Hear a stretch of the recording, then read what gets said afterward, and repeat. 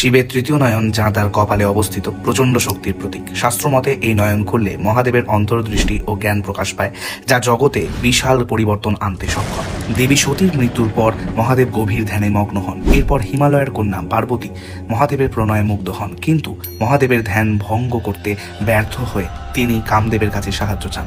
কামদেব তার প্রেমের তীর নিক্ষেপ করলে মহাদেবের তৃতীয় নয়ন খুলে যায় এবং সেই চোখের আগুনে ভস্ম হয়ে যান কামদেব। পরে কামদেবের স্ত্রী রতির প্রার্থনায় কামদেবের প্রাণ ফিরিয়ে দেন মহাদেব।